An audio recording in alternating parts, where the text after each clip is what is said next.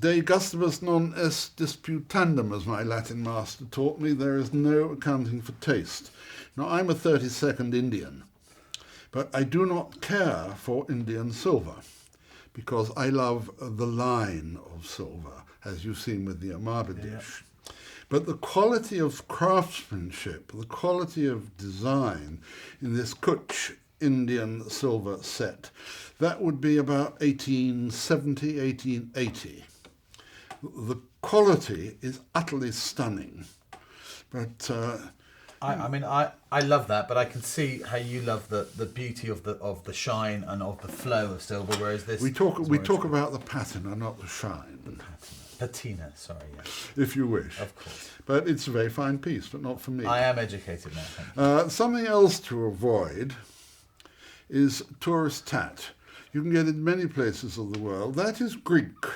Don't know when it was made, don't care, maybe in the 1980s, maybe a bit later. It is a copy, a very inferior copy, of an early Greek Stanmos-based urn. Utterly horrid. Anyone who buys it deserves what they get. But that is this particular salver. It was owned by the third and last Earl of Ravensworth, and I bought it at auction because I only saw it the morning of the sale online, and I put in a bid of £1,111. How much? 1,111. Wow. And some innocent underbidder put in a bid of 1,100. I think there's a lesson for you all there. And it is 82 ounces. And Proper heavy, and it's actually a bit too heavy for a butler to go round with it if it's got drinks on it.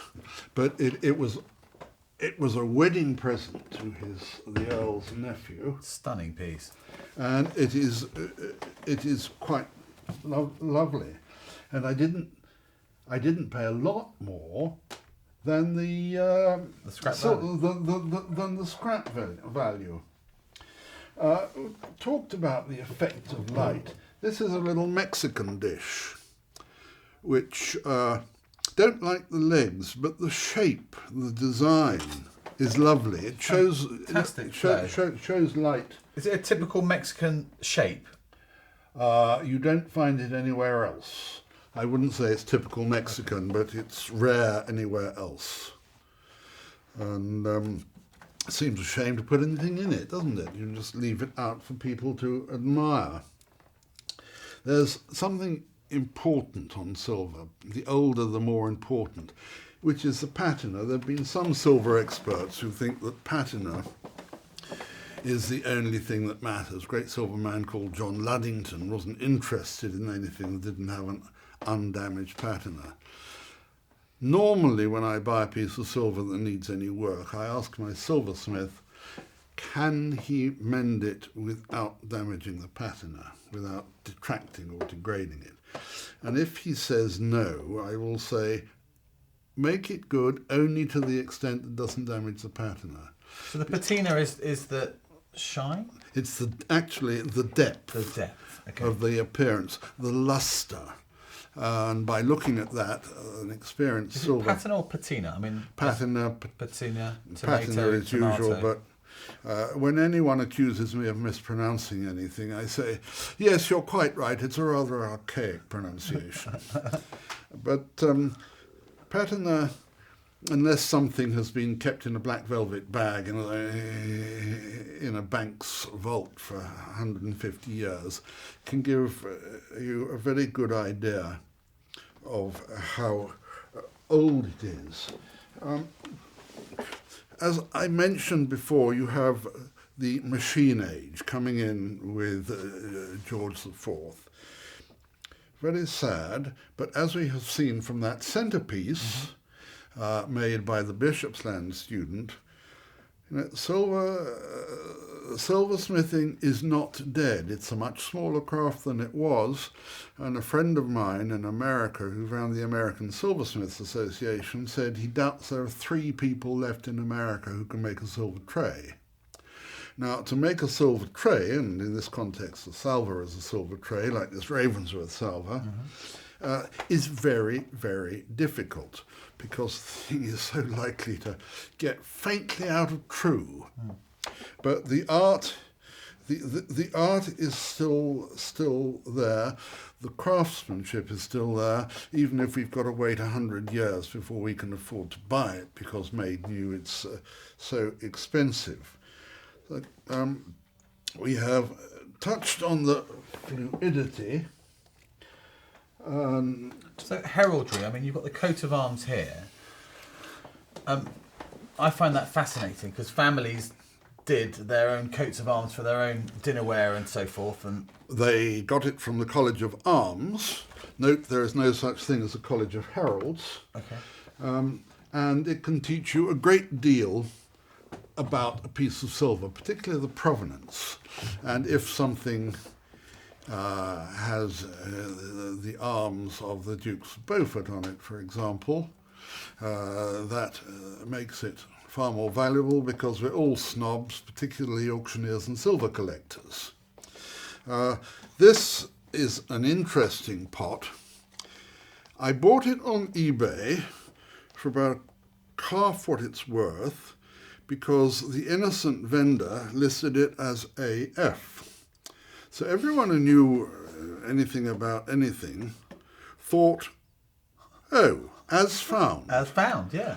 As found is what you generally never buy, because there's something wrong with there's it. something seriously wrong with it.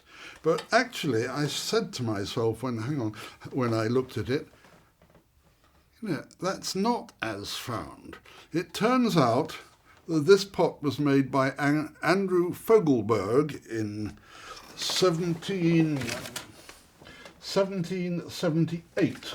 Great Anglo-Swedish silversmith. And Paul Storr, another great silversmith, was one of his apprentices. Now, so well done, Phelps, is well what done, I said to that's my amazing. Phelps. This is museum quality silversmithing. And it has on it a coat of arms. So I went to Luke Schrager, probably the last silver dealer left, who actually can talk intelligently about heraldry. And Luke researched... Pass me the pot quick, I'm just going to have a quick look for the camera, Luke, for the viewer. Luke researched the arms for me. Yes. And those arms are Fury of Westminster. The mullet engraved on the coffee pot is more similar to a Star of David, but still a 6-pointed star. The wife's side is quite worn, but appears to be... And then there's a heraldic description. Now, that well was... spotted, though, for that. It's a beautiful piece. It wasn't... Did you steal it? Did you steal it? I mean, stealing it, you got it for a good price. I got it dirt cheap, because it was marked as found. The coat of arms on that particular piece didn't tell us very much. We couldn't find anything out about Fury of Westminster. Didn't go to the College of Arms, where I might have found a bit more. But it just adds a bit of interest. And if, when I'm dead, my children and partner sell that pot, the fact we know what the arms are will add to the value, and I won't be around, so that's two questions. So that's absolutely fine. The Earls of Ravensworth, by the way, have died out, but the barony of Ravensworth continues. This is a 1778 teapot by Robert Hennell II. It is probably the best piece I have in my collection, although not the most valuable nor the oldest. It is perfect. It has got the corrugated channels. It's got some nondescript arms on the other side, but the point to look out for, the finial and the handle are both original, and match each other. Too often you The may... colour's just Yeah. singing through, so it must have been covered up for a long period of time, really. Maybe. And it is a joy. One of the small points to look out for is to make sure nobody's added a cheap modern plastic finial to an old pot. Another small point there is there's a flush hinge here, which is always a point of quality. It doesn't mean the lack of a flush. That is a proud bracket hinge, not the most elegant form, but very beautifully done there. But how much better to have the flush hinge. The flush hinge is so much more beautiful. Takes a lot more craftsmanship and time. We're now coming on to a quick run round of some of the extraordinary things. There's not a lot of expensive silver around. Too expensive for a cheap thrill. Not a lot of erotic silver around, sorry, too expensive for a cheap thrill. That is modern, made in Thailand. It's called a bell. And, you know, if you like that sort of thing, well, that's the sort of thing you like. But you have to... There's not a lot around, but unfortunately, the Chinese have been making, on commission for dodgy dealers, thousands of fakes of things. For example, How can you tell a fake? Comes to that, particularly guilloche or enamel. On old plain cigarette cases, for example. The guilloche, if you put it to your teeth, feels like glass. What is guilloche? Guilloche is an enamel made of powdered glass, French invention, coming in like Joseph's coat in many colours. And you can test it with your teeth very gently. The real enamel, of whatever form, slightly hard, slightly glassy. The fakes are made with resin enamel, which, put it to your teeth, it feels plasticky. There are, in fact, some very fine, mainly Austrian, cigarette cases with erotic images, but they have a semi-secret panel inside. So you hand your cigarette case to your father-in-law, and then, and it seems perfectly innocent, you hand it to your mates, and you show the panel of the lewd lady. Well, we've sold a lot of those in my auction house over time, Which and they do a lot of copies as well. I have noticed that over the years. Now, there's also politically incorrect silver, which I find enormous fun. Now, some idiot advertised this as an anti-slavery crest on a silver mug. Probably, said the vendor, the wife of an anti-slavery campaigner. The Anti-Slavery League was formed 1 year later. That's 1802. What total and utter rubbish. This goes back to heraldry being so useful. If you look up for a negress head in heraldic directories, or you ask Luke Schrager, you discover that virtually every family with a negress head or a black gentleman's head was in fact a slave owner and a slave trader, and not an anti-slavery campaigner. And if indeed that had been somebody's wife, they would have given her a much more attractive nose. Whether Very large conch on that one. Whether she had it or not. I don't know if we've got any. We'll get onto that in a moment. But there are other things that the self-appointed apostles of political correctness dislike because they're not meeting their own self-appointed rules. We could go in there if you want me to, but time moves on.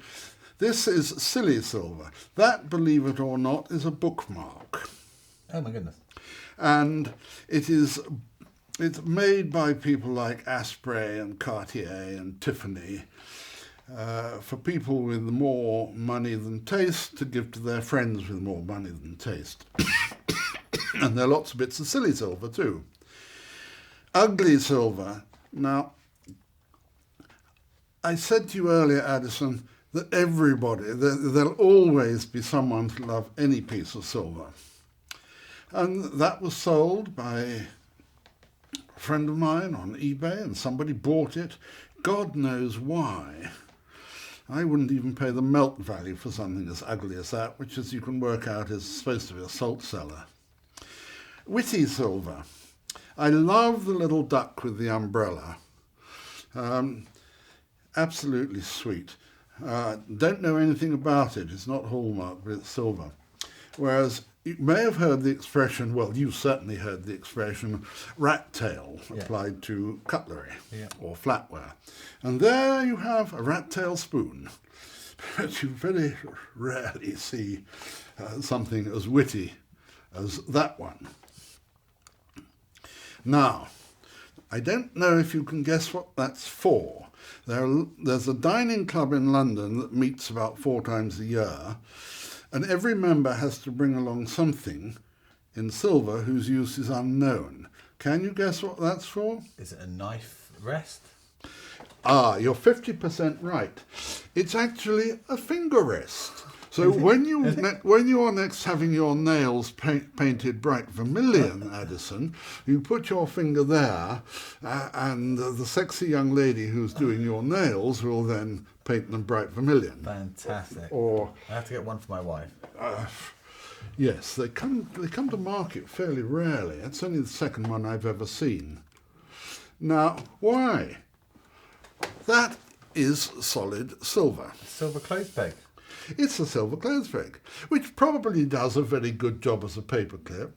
But tell me, Addison, doesn't a paperclip do the job just as well? Yes, I agree. So that, broadly, is the beauty of silver. But remember one thing. Only buy silver because it tugs at the heartstrings, because you love silver. If you don't love silver, invest in pork belly futures or something else. Okay. And if you never pay more for a piece of silver than it's worth to you, you can never pay too much. If you love it, buy it. Yes.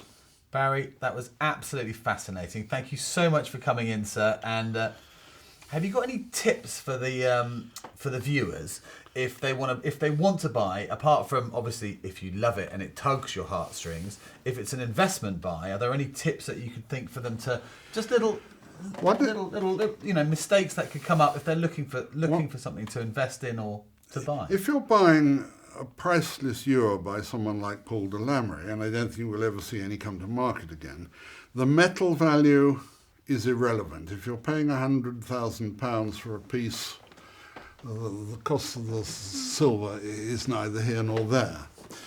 One of the advantages of being poor, like me, is if you're buying 19th or 20th century silver, you have a benchmark, which is the metal value. Now, this is a benchmark, nothing more. And it's very useful, for example, if you're comparing 2 bits of late 19th century silver and seeing how much per ounce they're being sold for. It helps. And you look at this little pot, which is one of my favourites. When the silver, this is Mappin and Webb, 1939, London, bachelor coffee pot. I bought this when the silver price was $12.50 an ounce at about $15 an ounce. The price at the moment's about $20 an ounce. Now, I didn't buy it because it was not very much more than the metal value. I bought it because I love the line, because it's graceful, because it's beautiful, because it appealed to me. So that is the first thing. The appeal, the benchmark of metal value, unless you're going very early when it becomes less and less important. You might note on here we actually have a much more discreet bracket hinge than we saw on the Fogelberg coffee pot. Now, ideally, you want to look at everything you buy. Now, if you're buying on eBay, this is not possible. And one thing to note about eBay is steer clear of anyone who lists no returns under any circumstances. They're probably selling you rubbish, and anyway it's not true, because if there are significant faults not mentioned, you can send it back and call in the eBay police if there's any problem. So inspect wherever you And can. if you're buying at auction, do the same thing. At least you can pick it up and see it. If you're buying at auction, you can go along and see it. But auctioneers tend to be slightly more limited in number than the vendors on eBay. Yeah. So the auctioneers can usually be better trusted. Most of them have a reputation to safeguard. Although once or twice I bought things on eBay and I've said to the vendor, hey, this is not quite what you described, and they've taken it back without quibble. Most auctioneers are very good like that. We do stand by that. We do stand by that. If we say it's Georgian and it's Victorian, then we'll always. Of course. There was a couple of stories that you mentioned earlier when we were chatting earlier, like the Hunt brothers. You're going to tell us a little bit about the Hunt brothers. They're quite fascinating, I thought. Now, this appeals to me both as a financial journalist, as an economist, and as a silver lover. In 1978, the Hunt brothers, whose daddy made their fortune in oil in Texas, decided to corner the silver market. Now, anyone like me, simple economist, financial journalist, could have told them how foolish they were. I'll come to that in a moment. And the price of silver, as the Hunt brothers tried to corner the market buying futures and so on, went up from something like $8 to $49.50 an ounce. Oh my goodness. And then the Chicago Commodities Exchange changed the rules, tweaked the rules, just a tiny bit. It was all to do with dates of delivery and that sort of thing. And the price of silver the next day went down, down, down, down. Well, the Hunt brothers couldn't meet their commitments.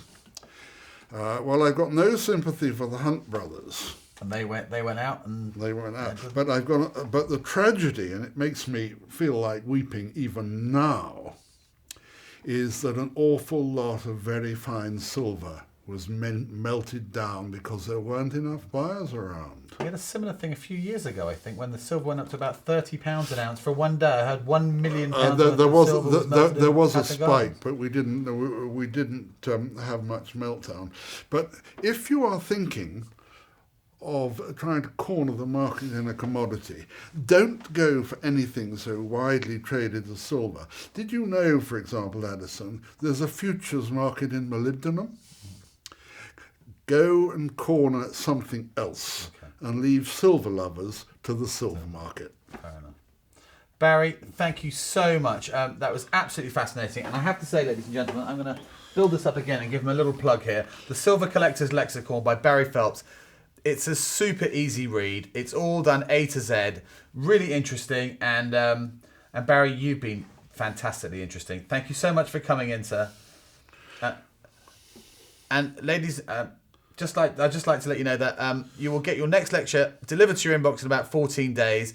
And Barry, once again, thank you for coming in, sir. You're welcome. I enjoyed talking. Cheers. Thank you, Barry.